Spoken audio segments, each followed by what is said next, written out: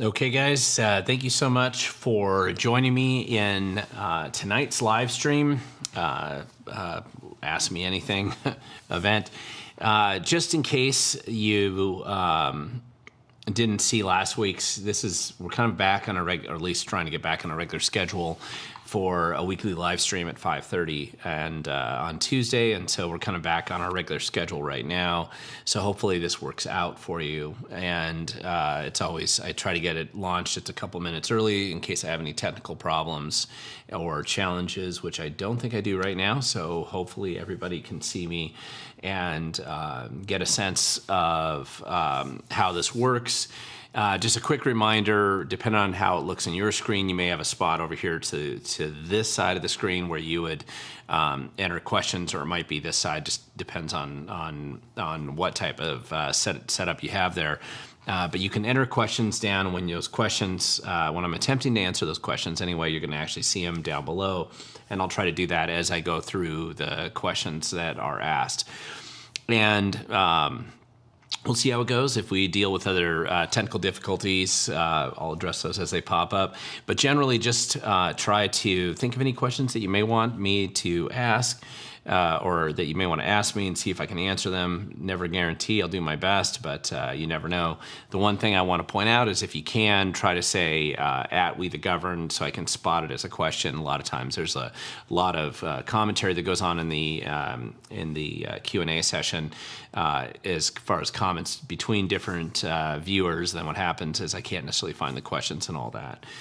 One thing I'd mentioned a while ago, and I just haven't been doing this as consistently lately, is just giving you an update on different events that I'm going to be at in the near future. So I'll give a quick rundown on at least one event that I know I have on my calendar coming up for September, and a handful of other events coming up in October. If you were at the Washington State GOP fundraising dinner just last Friday, you'll notice that I was the MC there. So that was fun. It's always a stressful thing to be the MC because your primary job is just to keep the trains running on time and try to keep the program going together. For those who wonder why I do MC stuff sometimes for some of these events around the state, as I've done that many times in the past, it actually goes back to my Freedom Foundation days years ago, when I remember sitting through some just tortuous Republican Lincoln Day dinner events that just drug on like 3 hours past the time they were supposed to be. And you know, people are oftentimes volunteering to do these things anyway, and I started volunteering to MC just to tighten their schedule up and just to keep things moving a little bit faster. And so it really goes back well over, it's like 12 years now that I've occasionally MC'd for a number of different events. I've probably done it, I don't know, 4 or 5 dozen times, maybe more than that. But I've done it quite a bit, and that's because I'm one of the people that does this sometimes around the state. The Republicans will oftentimes bring me out to do that. Real quick, I'm going to be in Pierce County on September 23rd. I'm supposed to be doing a presentation, I think, to the Pierce County GOP. I believe that's about the initiatives, to discuss initiatives. That's kind of what I had on my list, but I can't remember where that location's at. I was just trying to write down a couple of these events in case you happen to be around. Contact the Pierce County GOP for September 23rd. That's a Monday, and I'm going to be there.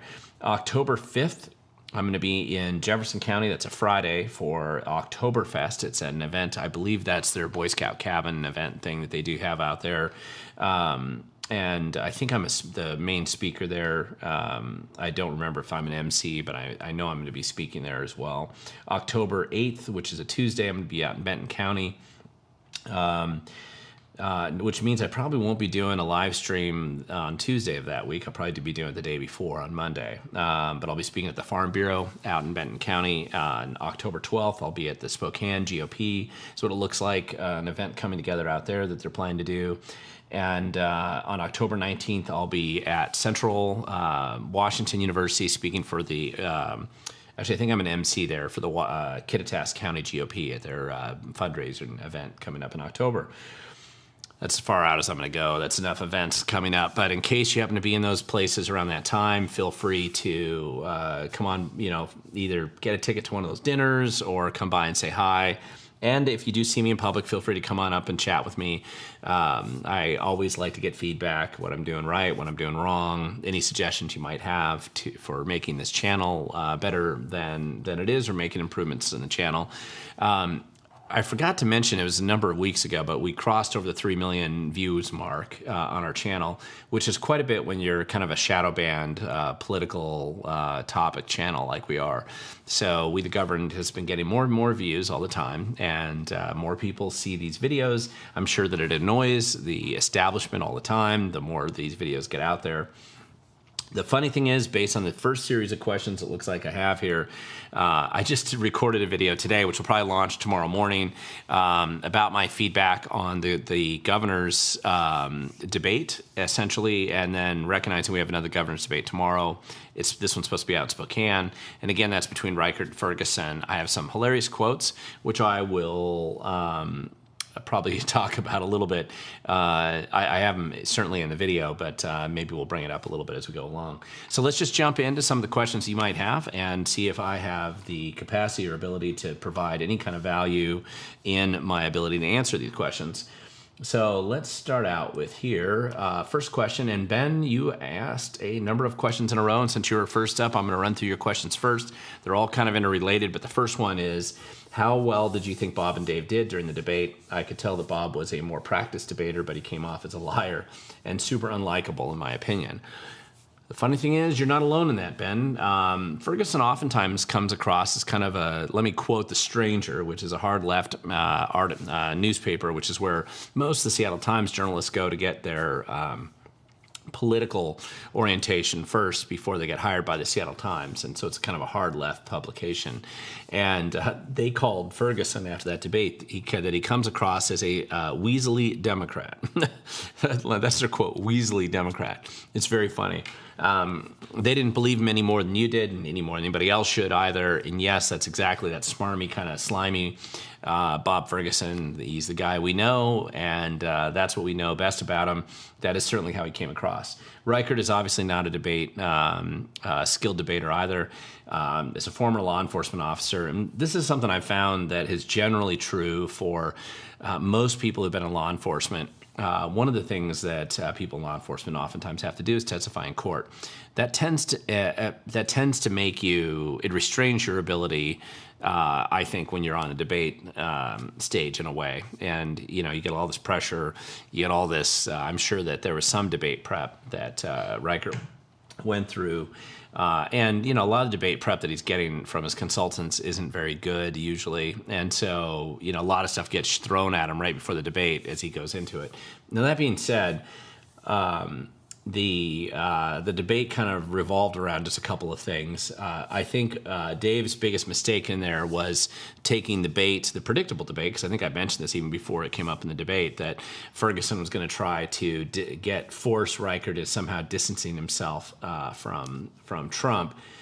And the whole objective of Ferguson doing this to Reichert, and it's eminently predictable that that's what he would do, or at least attempt to do, the whole point in that is to actually try to drive a wedge between Reichert and Trump supporters in the state. That's the whole point.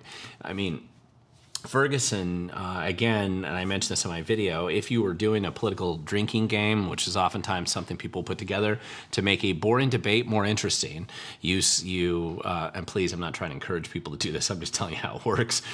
You would say, okay, every time Ferguson says Trump, you have to chug down a beer or something like this, or take a drink.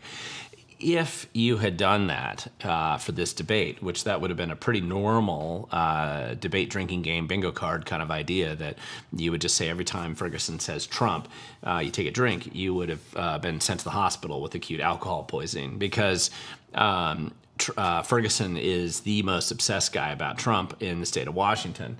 As far as we can tell, it's almost weird. It's almost like he has a man crush on Trump, and he's just so obsessed about Trump that is all he can think about. And so Ferguson's entire thing was Trump, Trump, Trump, Trump, Trump. And so he was really trying to push Reichert into distancing himself from Trump, which Reichert kind of did at some point in time. He said, "Well, I'm not voting for either one of these guys." Well, okay, so that was kind of a silly thing. But Ferguson is just Ferguson wants you to pretend, at least wants you to suspend disbelief and believe for some reason that for the first time in decades, he'll be the first Democrat that won't push for a tax increase when he gets into office. That is such an unbelievable lie that it's almost a caricature. And the media lets him get away with it. But Ferguson will push for every tax increase he could possibly get his hands on. That's who he is. And so just like Inslee, if you remember in 2012 when Inslee's the kind of a famous debate line where he said, I will not support taxes. Then months later, after he gets elected, what's the first thing he does? Is he pushes for a tax increase. I mean, that's who these guys are. They're never going to tell the truth. And the weird thing is, Ferguson does come across very unlikable because that's who his personality is. Talk to anybody that's worked with him. He's an obnoxious weirdo that pushes people around him. He's strange. That's why he doesn't take any questions in public. He comes across very odd. And that debate highlighted that element of who he is, and even the stranger recognized it. The polls from I don't know how to base anything on the polls. They're usually based on something. Again, Ferguson was at 45% in the actual real poll that we had recently, and with the election. So that shows me that of the people that participated in the primary election, which is about 50,000 times more than the people who participated in the Elway research poll. It looks like the gap is a little bit closer than what this would indicate, but that's hard to say. There's a 48-44 poll that came out, which strikes me as being closer to how the primary results were, so I would trust that poll a little bit more. But again, the challenger is going to be the Republican in this race, right? The challenger is not going to be the Democrat. So Reichert is the one who's, he's the David versus the Goliath of the Ferguson cash machine, and of course the media cover-up program that exists around Ferguson. So that's basically one of my I don't need the polls don't mean too much, because there are some things you could do to shift the polls a lot, especially when you have low name recognition, which is the truth with Ferguson and Reichert for this point. Neither one of these guys really have a strong name recognition as a general rule across the state. Ferguson's name recognition is actually more negative. More people know him who don't like him than know him and like him. But there are a lot of people who just blue team, red team, that's how they're going to vote. And in that case, Reichert's got the challenge against him. Is there anything that Dave should do differently during the debate tomorrow? Yeah, absolutely. Number one, recognize that you're not speaking to the consultant class or the elite political insiders, which the tendency, especially of candidates, and I say new candidates, he's run for Congress and sheriff before, but you're new in the sense of running for governor this time. Those people don't matter. The elites don't matter. They might matter a little bit more on the fundraising side, but they don't matter that much when it comes to winning an election. And you need to be clear about what you're doing, explicitly clear about what you're going to do to help people, not generalities and vague generalities, which is what the consultants usually try to push. You need to have some specific policy plans that are very clearly laid out about how you're going to help people with public safety, how you're going to help them reduce the cost of living, how you're going to help fix what's broken in Washington state government. Ferguson is functionally incapable of doing that. You can come out and do that in a pretty good and significant way to speak to people regularly. Secondly, just remember that you're the insurgent candidate in the sense that the guy you're running against is the establishment. If people, those undecided voters, are going to decide to vote for you, they're voting for you because you're different than the incumbent or the perceived person with incumbency benefits, which is what Ferguson sort of represents at this point in time. And so Ferguson is just the ghost of the Inslee administration moving forward. So you have to be able to distinguish yourself as not just a pale imitation, barely different, slightly better than Ferguson. You want to sharply color and, bold colors showing how different that you are from Ferguson.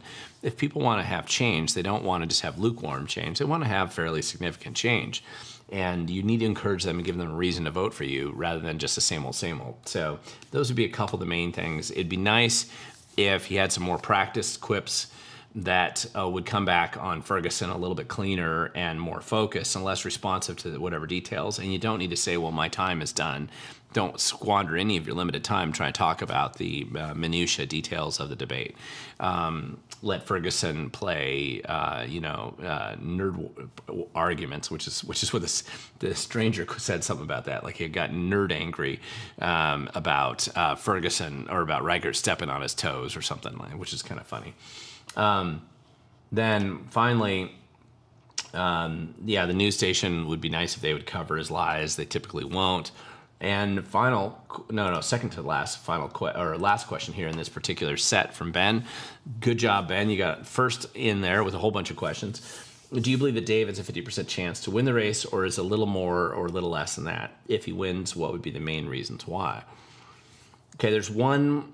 I think that any Republican running for office is going to be a long shot for governor's race, just generically, because you have a lot of odds stacked against you. The money, the media is usually entirely controlled and owned by the Democrat Party establishment, so they're going to never report accurately or consistently what's going on, so they'll never be your friends. And then you've got the incumbency sort of inertia associated with the Democratic Party. There's some other problems and challenges too, but that's the main thing. So you're always going to be the underdog, and the Republicans always run as an underdog. Dave has the best chance that I've seen a Republican have since 2012, when Rob McKenna got actually pretty close. This is an unusual opportunity to win, because I'm going to tell you, Ferguson is the biggest problem that exists for Ferguson, because he does have a track record of being an obnoxious guy. A lot of Democrats don't like him. His interaction with Democrats, though, is limited, right? The people who actually interact with him, because he holds himself pretty aloof. And so the people that have worked with him don't like him. But who know him best don't like him, and who have been stabbed in the back by him, they don't like him. But how widely is that information out there? I don't know. He doesn't come across as a normal person. He comes across as a weirdo in a lot of ways. And so that's one problem that would hurt Ferguson, and it does hurt him a little bit right now. He's not charismatic or anything close to that. He just comes across as like a weird, eccentric guy with a vendetta and small man syndrome and a lot of other problems that Ferguson brings with him. So I would guess that would be one of the reasons why he'd lose. The second reason why he would potentially lose is because of all the weird problems in Washington State that we've had that have directly come out of dumb policy that Ferguson has supported or even spearheaded. So the escalating crime wave is 100% Ferguson. He owns that. Every victim of crime in Washington State, part of your victimization started with Ferguson's unwillingness to do anything to reduce the crime problem in the state. Same with the homeless industrial complex, the massive drug overdose challenges. All of this stuff really comes from Ferguson totally ignoring it. Now, the other thing is, if you've had any interaction with government, you don't like how it's going, or the cost of living is escalating, Ferguson's been heavily involved in increasing the cost of living through absurd and ridiculous litigation that doesn't necessarily help anybody. His kickback scheme program that he's had with a lot of these lawsuits, his self-serving process, all this makes him just a slimy, very focused, politician. How much does that come across the average person? I don't know. If we had an honest media and they knew more about him, to know him is not to vote for him. So we'll have to see if more people understand who he is and how it goes, then he's going to get fewer votes. Next person here, Mickey Martin, smash that like button and share. Yes, thank you for reminding me and for reminding everybody else. Deanne Sanderson, another good question here, or at least it's a question. I'm against government subsidies for businesses. Is there any scenario that subsidies are good? And what do you think of flat tax for federal income? Well, okay, so we have two different things. Generally, I'm against government subsidies for businesses, and for a lot of reasons as well. Mostly, it has to do with the fact that government picking winners and losers, it's like picking the biggest foolish group of corrupt people you could ever find who aren't very smart and having them pick winners and losers. It's foolish. It's always going to be inefficient. You're always going to have terrible outcomes ultimately. Now, businesses generally are adaptable, and a large percentage of them are able to navigate the barriers that are thrown up by government, either legally or they use their lobbyists / campaign contributions or influence operations to try to keep the abuse of government down to a dull roar. And so because of that, I think government subsidy is a problem also, in addition to being inefficient and bad for business. It actually ends up being corrupt, because for that same reason, those businesses that are trying to not be subsidized, or trying to be subsidized at the expense of their competitors, they're essentially going to be bribing the bureaucrat class or the political class in order to get those, one way or the other. And so it encourages corruption. It guarantees corruption of some kind in the system. And the politicians don't mind that, because they're looking for the corruption, because that's how they pay for the campaigns. That's how they kind of keep their future hiring prospects open, because most of these people, let's face it, probably couldn't hold a real job in the real world before they got into politics, or at least it wasn't anywhere near as exciting as that political job. And so they need to, one of the reasons why they engage in business manipulation is so that they can pick winners and losers and get money on the back end. So I'm opposed to that as well. There are rare exceptions, I think, at the federal level anyway. I don't see it so much at the state level, but certainly at the federal level, where you may have an unusual situation where you'd want to protect a commodity that might otherwise be a foreign government could come in for nefarious purposes and take that commodity away from your country. For instance, I don't think it's a good idea, like what Hillary Clinton signed off on, and giving away America's uranium supplies to the Russians. Just as an example, probably not a wise move. So those kind of things, you may not be a subsidy necessarily, but I think some level of awareness maybe over foreign entanglements in local businesses that matter in our country, like agriculture, like manufacturing, like mining, or some other things. I think you could have some perhaps oversight involved in that. That would be the most I would ever have. Flat tax or federal income would certainly be superior. The reason why you're never going to get it is, again, one of corruption and lobbying. You need to make, in order to get a lot of lobbyists to pay you a lot of money, one way or the other, to the bureaucrats and the politicians in D.C., is to make the tax code confusing and thousands and tens of thousands of pages, because every little carve-out that you get justifies the hiring of a lobbyist, which in turn justifies the campaign contribution of somebody to some politician. That's why they don't want it simple. I think it would be nice to have it simple. You would put a lot of lawyers and accountants out of work because of that, which I don't mind, because it's parasitical work in the economy to try to be able to figure out how the tax system works, and making it as simple as possible is the best choice in general. It makes it more efficient. And so a flat tax would be vastly superior, I think, to anything that's been conceived of lately. There's a sort of similar version, this fair tax idea, but flat tax is fine. It's simple for people to understand. Let's see. Conservative thinking mom. Wasn't my imagination, but Bob Ferguson seemed a bit nervous debating Dave Reichert. We all know that Bob lied, and it seemed the lies were a cover for his incompetence. Possibly. I mean, one of the things that Bob Ferguson fears the most is people actually knowing who he is, or certainly knowing his background. When you're a corrupt guy, and he is, then the worst thing that can happen to him is to potentially be exposed. And I think that's always a fear for him. It's a risk that he takes with these debates. One of the reasons, and this is funny, again, I'm quoting The Stranger of all things, but the last statement that The Stranger had in their recap of the election. I'll have to put that link. I'm not going to put it in this video, I guess, but I'll put it in my video that I launch about the governor's debate. But the last paragraph, last couple of sentences I should say of that paragraph, it essentially, she's basically pointing out that he won't take any questions in public, which is true. He went to several events lately, and I've sent people there to ask him questions, of course, which he's probably aware of. And so he just doesn't take any questions from anybody. He gives a spiel and he runs out of the room as fast as possible. The last thing he wants to do is risk taking a question from somebody that he might either have to answer or expose some level of corruption or problem that he has as AG. Remember, this guy really hasn't had to face any significant campaign event, certainly since he had to fight for his seat at the King County Council, which I believe was late 2000 teens, I think, something like that, or early now I don't remember the year, it might be 2008 or 9. It was after the consolidation from the Cadillac King County Council from 13 down to 9. And so Ferguson was in one of those seats that got merged with another one, so he had to fight for his seat. And I think that was his last election that he had on the King County Council.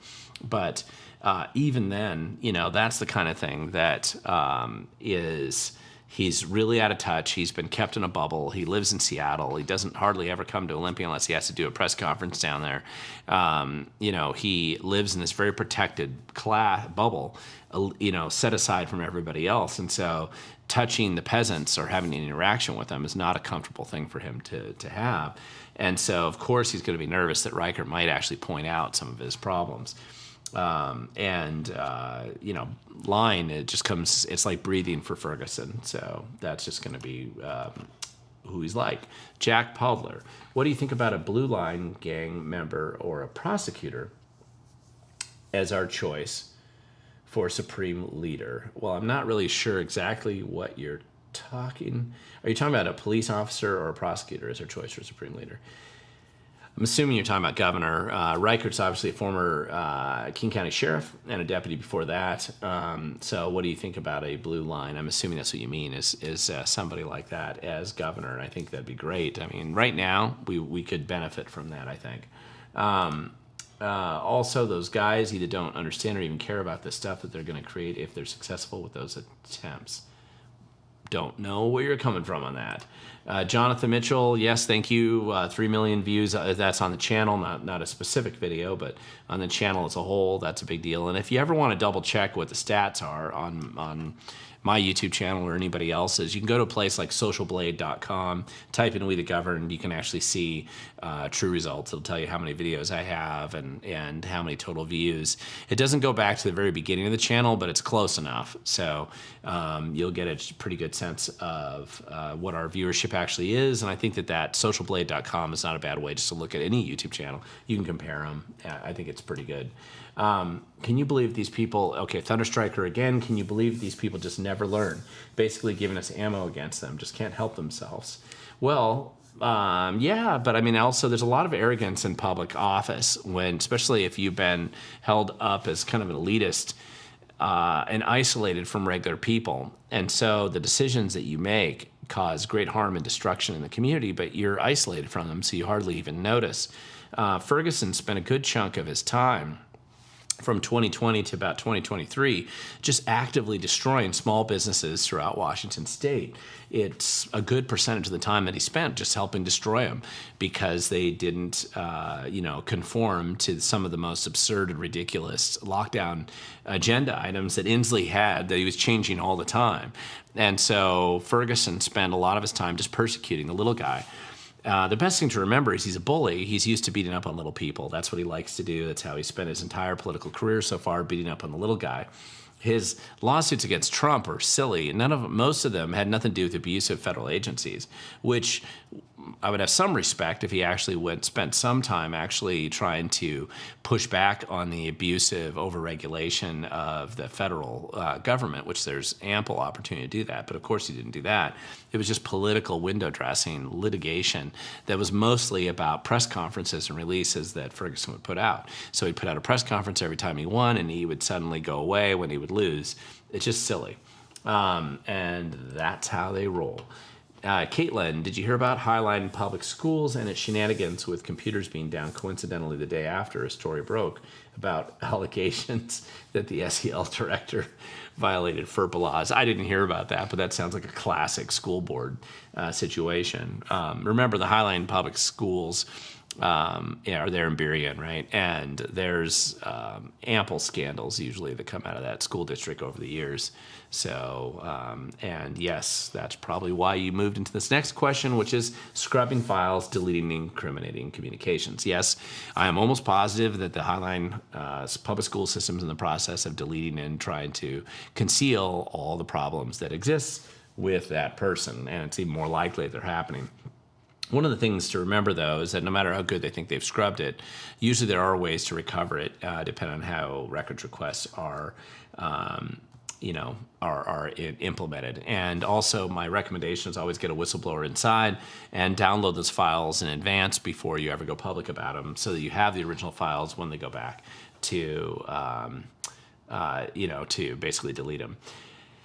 Jeremy Jennings, why was the debate so hush? I didn't even know there was one. Well, that probably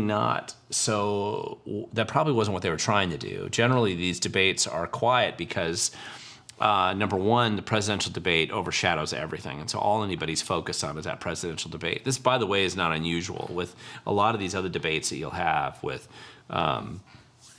lower level candidates from governor on down to school board. If you happen to have a debate on a school board, they just don't get a lot of attention. People say they want them. I want them. I like them, but they're for wonkish people mostly. And it's helpful because you get a chance to see insider perspective if it's done well, where you actually get a chance to compare and contrast with a candidate. But most candidates only see a debate as a risk. The challenger candidate will sometimes see it as an opportunity, but most of the time it's kind of a risk because they're more likely to what tends to go viral as screw-ups, not the success of a debate. That's even true at the national level. What do you remember about historic debates, if anything, from the past? Well, maybe you'll remember Reagan's joke with Mondale about his age, right? That was it was considered very funny. It's one of the sound bites that you remember from that debate. Maybe there's a couple other sound bites over the last 40 years that people would be aware of or have gone down in political lore as something significant, but most average people don't. They're soundbite clips that somebody can use later on for their video if they want to, but for the most part, the issue there is it's a quiet thing, and we don't really have a media anymore. And the media generally doesn't promote their own debates because, first of all, nobody subscribes or watches them anymore, and so their own internal promotion is pretty minimal. But once it happens, it's not, unless there's some disaster, it's just not going to get the attention that somebody wants. Inslee was a complete fiasco in every debate that he ever had. I mean, he doesn't know what he's talking about. He doesn't come across well. He looked terrible in all the debates. Every Republican that ran against him beat him in the debate, objectively. But that's probably why you never really saw those debates after they were done. Conservative thinking mom, not one Trump supporter would vote for Bob. That's probably true, but that's not the issue. If you were in the Reichert camp, you need them to be motivated to come out and vote for you. Not voting, which is weird because you'll see a bunch of people that'll vote for the president. I guarantee you're going to see a whole bunch of people, probably more than 100,000 people, this election cycle that'll vote for the president. And then that's it. They're not going to vote further down. Hopefully they'll vote for the initiatives, and then they get to the president, and they'll vote for the president, and then after that it drops off a lot. May not be 100,000, but it's going to be some gap like that, somewhere in that range where there'll be a whole bunch of people. It's called undervotes. Undervotes after that start to drop lower and lower. Part of it's that people run out of steam, run out of attention, don't know, don't care, and the further down the ballot they go, the less interested they are. Remember, we had this recount on the Public Lands Commissioner, and there were a huge number, 90,000, if I remember right, in the Public Lands Commissioner race that they voted for in the primary for like the federal senator seat, but then when it came to the Public Lands Commissioner, they didn't vote for anybody. They just didn't even vote. That's undercount. They didn't participate in the election process at that point, and that is something that the Republicans would, if they're wise, would really try to focus on making sure that their people or keep voting. Remember, the initiatives on the top of this ballot really do change, I think, voter turnout models a little bit. They certainly change voter profile of who votes a little bit, but we'll just see where it goes. Let's see. Caitlin, following up again, I'm assuming on the Highline story, the regular Wednesday 6 p.m. school board meeting was rescheduled at the last minute and held yesterday at 4:45 p.m. No public comments. Well, that is absurd and silly. So they keep moving there. So that is something, though, that when you have dishonest people who run local public government, whether it's school boards or city councils or anything, switching their public meeting around like that on purpose to avoid public scrutiny is supposed to be illegal under the Washington Open Public Meetings Act. It would depend on how much notice they put out and what happened there. But if they're trying to do this to conceal or avoid public comment, then I think you can probably get them in trouble. But it would depend on what you know about it. Hey, Glenn, Jason Fisher, do you think the governor debate will change minds on Ferguson. How did he perform? Were the right topics covered? Is a Seattle vote too big to overcome? A lot of questions there, but the Seattle vote is not too big to overcome, provided you have a decent turnout. I'm going to point out in the recent primary, a lot of Republican districts around the state had just pathetic and embarrassing turnouts, really low. I mean, 50% of the state average low. And, you're creating a harder mountain to climb if you just don't bother to show up and vote, or more conservative-leaning groups don't bother to show up and vote. So that's very difficult to overcome. So that's part of it. But Seattle vote, you can overcome it. I also do think there's some value in working as a Republican to try to get some percentage of votes in Seattle. And by the way, you don't do that by going in and pretending you're almost as crazy as the Democrats, just not quite as crazy. You do that by providing a distinct difference and an option for people to vote for. Yeah, there's a lot of groupthink in Seattle. Same with Microsoft neighborhoods or Amazon neighborhoods, right? More elitist sort of college campuses. Look at the Evergreen State College precinct, and the majority of people that are voting in that area, right, it's one of the more left-leaning precincts in the state. So you have groupthink there, and it's probably very difficult to break through that in those types of situations there. But anyway, we'll see what actually happens. I'm not sure how much the debate changes anybody's mind. It was just very interesting for me to read, as I was reading some other perspectives on it in addition, reading how the stranger took it, and it was surprising that they were as honest as they were about Ferguson's sliminess, and they called him Weasley Democrat. That's impressive that they even were willing to write that, and that is probably then the same thing that all the other journalists also noticed, but of course they ignored. So it's just kind of interesting about that. I don't know. Thunderstriker is a question. Has anyone heard about the whistleblower? I keep seeing stories that they died in a car accident, but can't find anything to corroborate. I don't know which whistleblower you're talking about. There's a lot of them around. You might be talking about the Boeing whistleblower, and if so, I don't remember. But you got to be a little bit clearer in the question, because I can't answer that one if I don't actually know who you're talking about. Average Geek Joe, Aviation Geek Joe here. Oh, I said AV, and I meant I was saying average instead of aviation. Aviation Geek Joe here. Is there hope Dave Reichert can win and save our states? Sure there is. There's always hope. And, I don't understand the desire. I think some people just like always being depressed and living in hopelessness. I'm not entirely sure why. There's like some kind of mental hang up, and a lot of people really enjoy that, living like that. They mentally always are there, and they like always being hopeless and helpless. But there's always hope, and what you have to do, inevitably, almost all states have this. There's cycles the states go through, and they go through a more conservative and a more leftist-leaning cycle right now. That does happen with a lot of states, and Washington has been on an upswing into the more lefty side of things, and then in some areas of the state, it's become a lot more conservative. Southwest Washington today is voting a lot more conservative than they ever have in 60 years. And that's actually true in Lewis County and Grays Harbor and Pacific and Cowlitz, most of Clark, Wahkiakum, the areas like that. You're seeing a slight trend on the peninsula where it's gradually becoming more conservative, but at a slower pace. Don't know what's taken them so long, because the lefties have done everything they can to destroy that environment out there as well. The east side of the state's been, switched back and forth.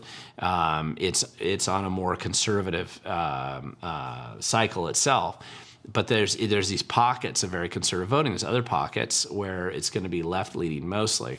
And you see that in areas like downtown Seattle and just some of the suburbs, and specifically certain neighborhoods that are around.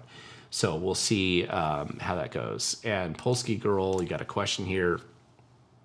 Who's televising the debate? What time is it? I don't remember who's I'm not sure. I think it's just live streamed, actually. If I remember right, the Spokane debate, gosh, I should have looked this up before I went on the air here. I can't remember who's hosting it out there in Spokane, but probably the Spokesman Review, and then a local radio station will probably also broadcast it. But typically they'll film it and live stream it. I don't remember if they have an audience in this one. The last one they did not. So we'll see what happens. I'm glad they're having it, and we'll just see what happens. let's see, Thunderstriker. Does this contradict the theory that most shooters are young, as suggested by some liberal perspectives? And this, you're referring to the second attempt in 2 months on President Trump, the second assassination attempt. In this case, it's by a 58-year-old crazed actor blue donor to the Democrats who has a Biden-Harris sticker on his truck.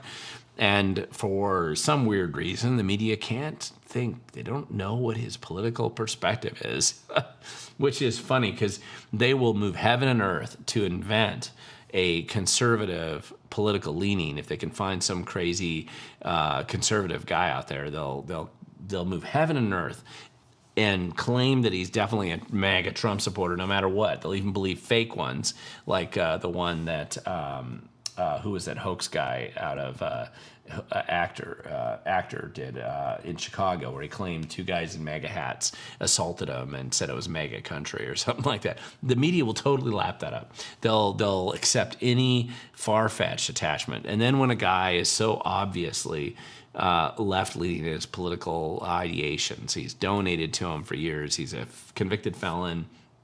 He's got the Biden-Harris bumper sticker on his truck. He's obviously coming from that side of the political spectrum, and then they'll say, it's just not clear what his political perspective is.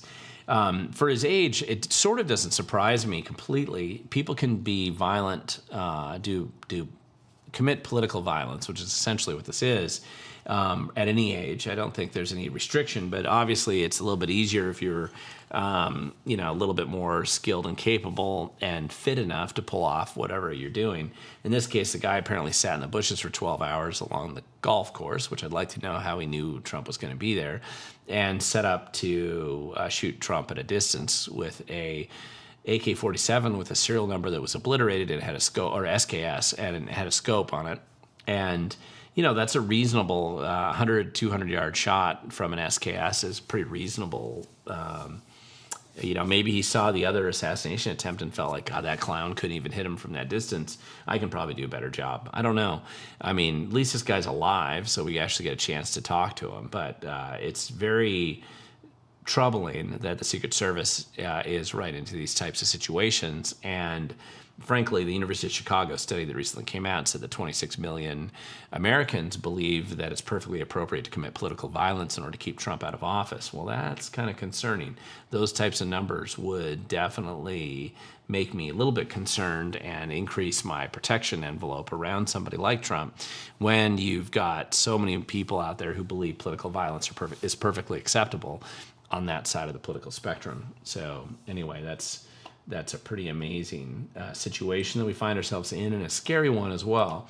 Also, side note, if Trump wins, his legacy could surpass Lincoln's. He's a remarkable living historical figure whose influence continues to grow, much to the dismay of those who oppose him. Yeah, I don't know that he would be Lincoln equivalent, but clearly the absurd obsession that the left has in the media and the internal establishment is so extreme and over the top that to some extent you're almost building up this guy where he has to be a highly impactful person.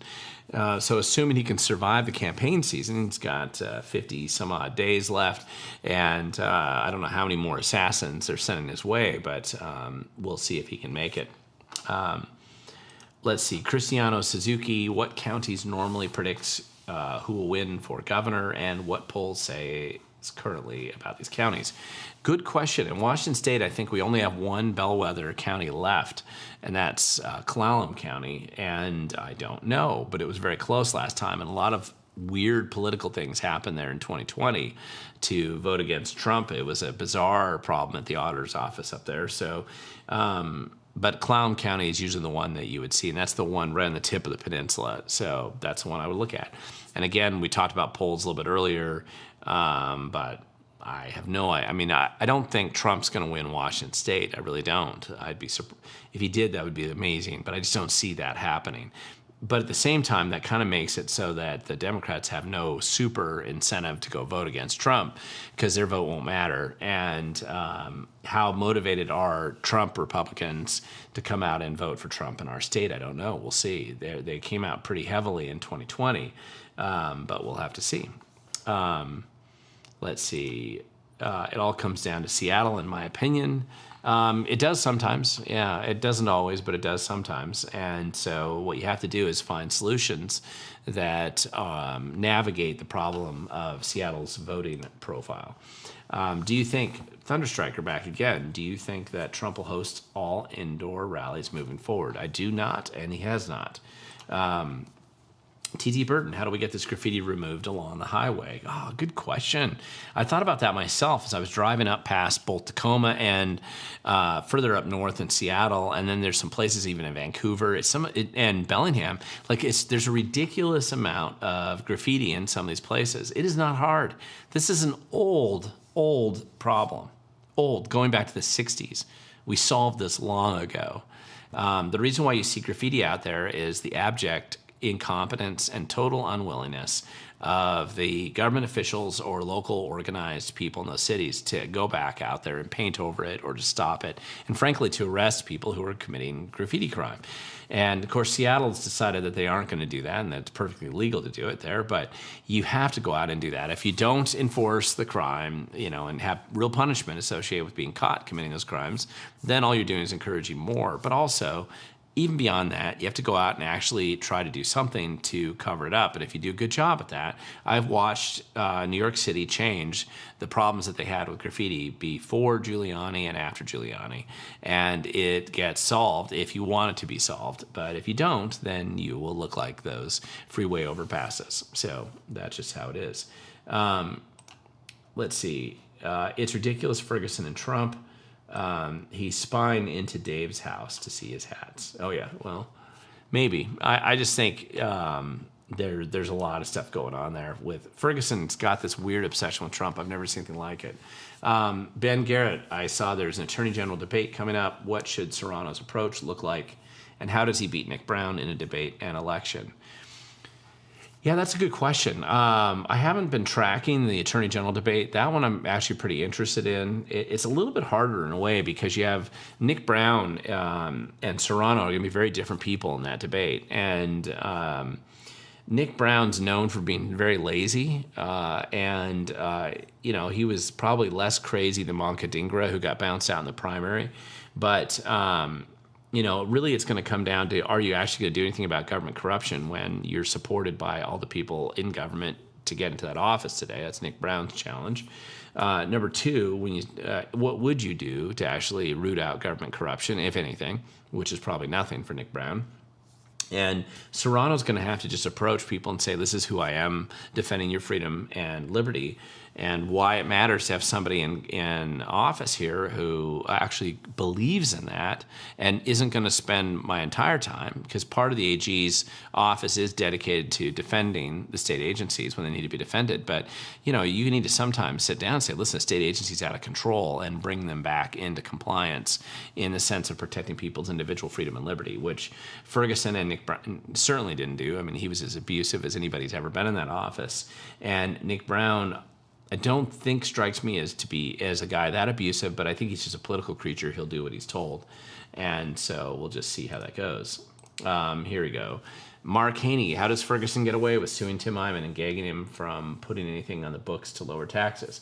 Well, I mean, that's the abusive nature of the Attorney General's office, and particularly abusing the office to attack political opponents, which is what Ferguson's been known for doing since he got into office. I was able to stop some of that indirectly when I did all my PDC complaints back in 2016 to 18 that caused them to change the law when they passed the Stop Glen Morgan bill in 2018. But it was really just because I was forcing Ferguson to sue Democrats, and pretty soon it wasn't fun anymore.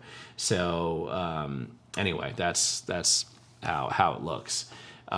TZ Burton, Dave needs to wear a suit. He looked amateur in the first debate.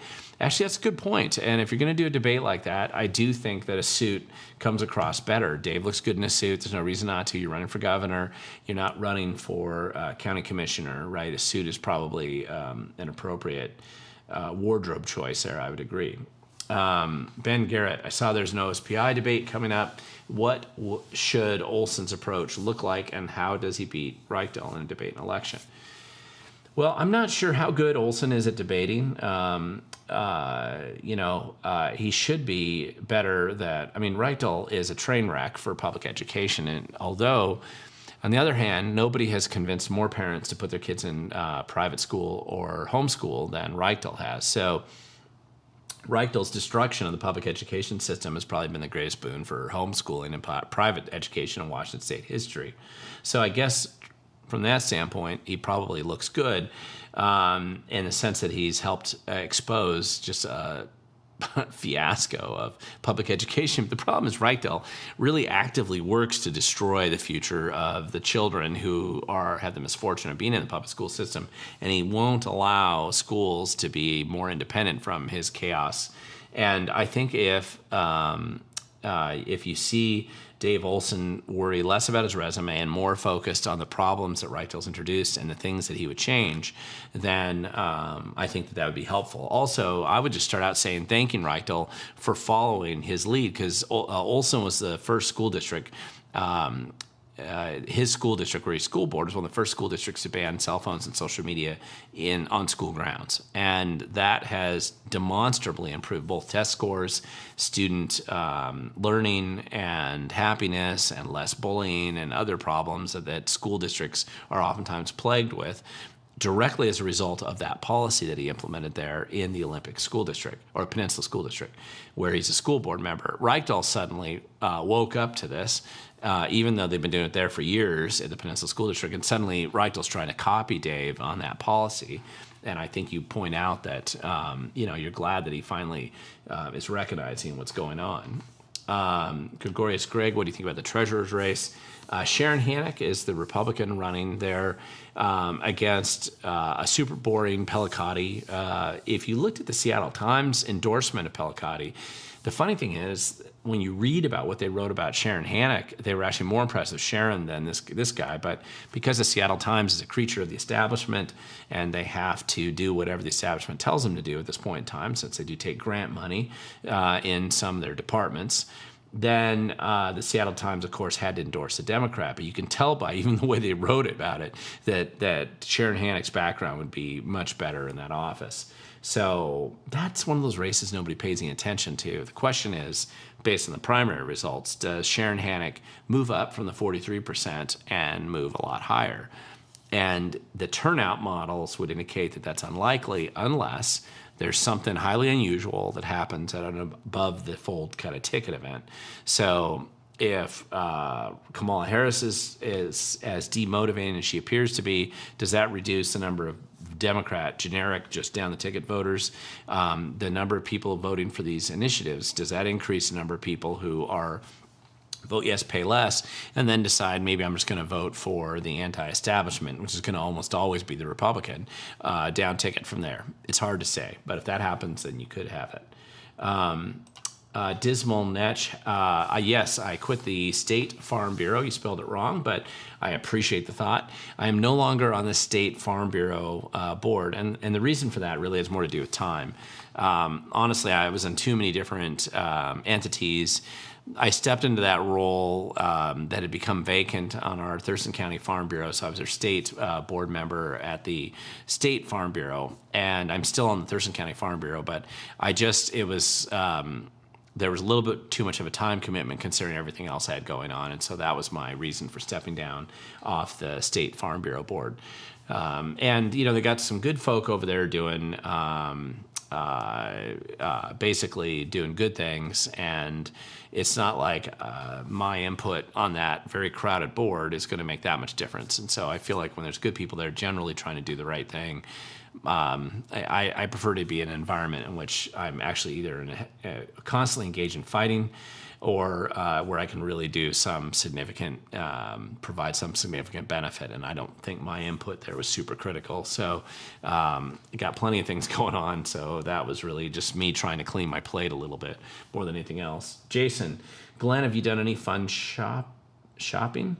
Have you heard of the Fight Line SCR New York City legal AR-15 that they're able to sell here in Washington? It's a rifle with a Remington 870 stock. I haven't, but that sounds funny, and so no, I'll have to look at that. I'd be very interested in what that would look like. No, I haven't. I don't shop a lot, so I'm not a shopping kind of guy. When I need something, I go out and get it, and usually it's something for the property or, picking up food for the animals at, Tractor Supply or something exciting like that. So I haven't done any exciting shopping lately. Let's see. Let's see, TZ Burton. This is a good question. Can you tell Dave to bring up the call to violence by the Hakeem Jeffries extreme Democrats against Republicans and have him condemn it? Well, I would say Dave should bring that up to Reichert, or Dave Reichert should bring that up, I should say, to Ferguson and see if Ferguson would ever condemn it. He'll probably just come out and say that he condemns violence and then try to spin it into some kind of an attack on Trump. But at least you can make Ferguson say something about it. Otherwise, he'll ignore it, as he always has every time Antifa takes over cities and burns down places in Washington State. It's a good idea. Let's see. Elaine Neiman, thank you so much for all of your support, educating us in activism. Is there any truth to the rumors I've heard that Semi-Bird supporters are planning to sit out this election? I don't know. I mean, I've heard those rumors too, but generally that tends to just be a few disgruntled people. For the most part, it's more of just not being happy with the way the primary results came about. And so sometimes people will respond that way. It's kind of an immature response. And so my guess is it's probably not really going to be that way moving forward. So we'll see, but we will find out. Cristiano Suzuki, wouldn't it be funny if Ferguson wins, but the next state attorney general prosecutes him and wins? Well, that could be funny. I would rather, those aren't really fights that I would prefer to have. I'd rather if Ferguson doesn't win and the next state attorney general could then simply prosecute him for other things that he's done in the past. That'd be fine. I think some of these corruption problems out of the attorney general's office should be addressed at some point. Here it is, Jonathan Mitchell, thoughts on Boeing strike. Will it be similar to 2008 strike, economic crash, or like 1996 with a minor cool down and then back up? To be honest, I would generally guess that it's more like 1996. The strikers want more money, right? But one of the biggest issues that Boeing has nothing to do with the strike. It has to do with the fact that they need to deal with their quality control problems internally and get away from their ESG games and DEI program and then get back into building airplanes and increase their quality control. If I was to argue anything against the way Boeing, after the McDonnell-Douglas merger, modified their approach to things, outsourcing to other countries, things like wings and other key components of airplanes has not improved the quality. And whatever financial savings they think they've had from that, just like I've seen so many other times when manufacturers have done this, doesn't result in an improved product at the end of the day, and they don't save the money they think they're going to do. The classic scenario with this outsourcing is to think you're going to save so much money, and then your company goes to heck because the quality control drops and customers dump you or they don't want to have you anymore. It's one of the biggest problems with outsourcing, I think, and Boeing's seeing that problem as well. They need to restore a company that's run, at least managed a lot more by the engineering and quality control processes that should be there in place that have been watered down a lot, I think, and this has not been a good thing. So, but generally overall, I still think it's probably closer to the 1996 model at this point in time. John Jacobson, what do you think about Bobby Nicole Tulsi starting a coalition on Trump's ticket? Well, I mean, I think that's great. He got some ex-Democrats. Tulsi is actually somebody, Tulsi out of the former congresswoman from Hawaii. I've actually become more impressed with her over the years. I really do like her. Bobby Kennedy, the only thing I liked about him was his willingness to really confront big pharma and expose a lot of the suppression of his free speech and some of these other issues. And I think his lawsuit that he has right now is a really important one. I think anytime you have what's really happened with these people in this group and some others is that, and other Democrats that I've been working with as activists, so especially in the last 10 years, they suddenly discover the Democrat Party is not a big tent, right? It's a monoculture of only one thought allowed. And if you deviate from even the smallest elements of orthodoxy, you get ostracized and attacked and suppressed and silenced. And many of these older school Democrats thought that they were in the party that believed in free speech, that believed in independent thought, that believed in speaking truth to power. But that's no longer the case. You're not allowed to do that at all in the Democrat Party today. You're allowed to scream and yell at Trump, but you're certainly not allowed to question governmental authority, question government policy, or stray at all, even the smallest amount from the orthodoxy constantly changing and constantly moving to more extreme socialist agenda sort of world. And that's how you have a lot of these Democrats that cross over. And frankly, I think a lot of them become Republicans by default, not because they necessarily would agree with you always on it, but they at least agree with some parts of it, which is why Tulsi's in the Republican camp, largely in this case anyway, just because Republicans don't want to have another world war. For whatever reason, the Democrats have decided that war is all they want everywhere they look. And so that's been one change there. Bobby Kennedy, mainly with freedom and free speech. And then, of course, Big Pharma. That's been his big angle. So a lot of this stuff, it's interesting to see where it's going, but we'll just have to watch. Not sure I trust the vote counters. Nobody should, but that's why we have a hand. By the way, this recent hand recount was a gift for those of us who care about voter integrity, because it gave us an opportunity to say that we actually have the opportunity to see where there are problems in which counties. And that's why you have a lawsuit going on right now, to their credit, that the state Republican Party filed to correct at least some of the more egregious and foolish elements that were uncovered in this process. There was another lawsuit. I meant to do a video on it today. I'll have to do it later next week, but about the intervention of the state Democrat Party and Franklin County Auditor as well into the unconstitutional effort of insiders to try to game the system and eliminate the 30-day residency rule. So I'm glad that they're doing that. Let's see. I'm trying to get down to any questions, guys. There were a lot of comments here, and let's find some questions. What do you think, Missy? What do you think about voting for RFK? Is this a totally wasted vote? I want to vote for him, but really, would my vote be better spent on Trump in Washington?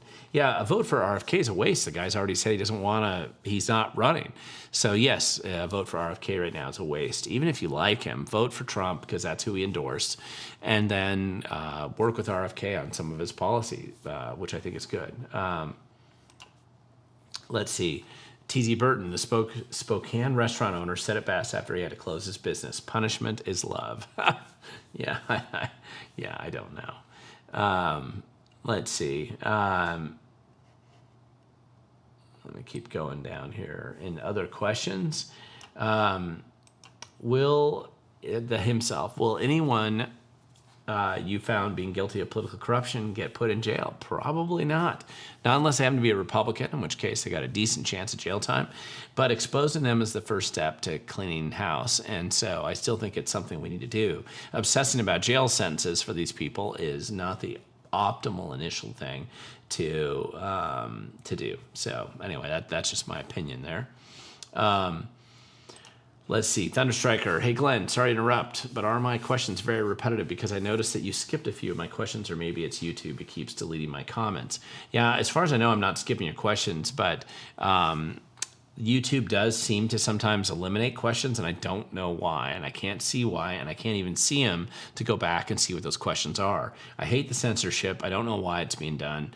And so unless you're bringing up words that they might flag for some reason, I don't know why it'd be censored. But no, I generally read whatever comments I come. I'm not skipping over anything as far as if I can see it. I am skipping over some of the commentary between other speakers. Mitch Closure, have you watched William Kirk's Fridays with Ferguson? I haven't. I've heard about him, though, and I need to. I think he's doing a phenomenal job, and I'd really like that. Let's see. Let me get some last questions. I think since I'm pretty much on time for an hour here, I think I'll end with this and just remind everybody again, if you are in Pierce County on the 23rd, I'll be speaking out there to the Pierce County GOP. October 5th, the Jefferson County GOP up in Jefferson County. October 8th at the Benton County Farm Bureau, I'll be speaking out there. October 12th at Spokane GOP, and October 19th, the Ellensburg Kittitas GOP. I think I'm emceeing at that event. Probably other events in addition to that, but those are the ones, the top 5 that are off the top of my head over the next month or so. I just want to remind everybody, I got a video coming out tomorrow that I go into more detail about the governor's debate. Hopefully that you find some of that interesting. And I hope all of you are continue to stay engaged and involved. This is kind of that critical phase right now. Between now and November, there's a lot of things you can do to spread the word to people you know who are apathetic or may not be interested in voting or not care or think their vote doesn't count. Even if they think that, vote for them so nobody else does. Help them vote so that nobody else will vote for them. I think basically any kind of involvement, make it easier for those of us who are willing to actually go out and do the work, who are engaged, trying to make a difference. If you don't know anything else to do, start focusing on local government, your local school board, like the person who was asking the questions about the Highline School District, anything like that. It's going to be very important, I think, for us to identify this process, vote for these initiatives, vote yes, pay less. All 4 of them are great.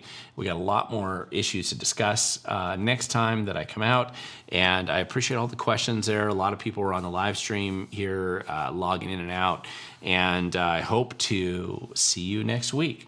Thank you guys so much for watching. Thank you for supporting. Don't forget to hit subscribe and like and share this video and any other videos I have far and wide, because every person that watches it does seem to annoy the establishment by doing so. Hope all's well, guys. We'll see you later.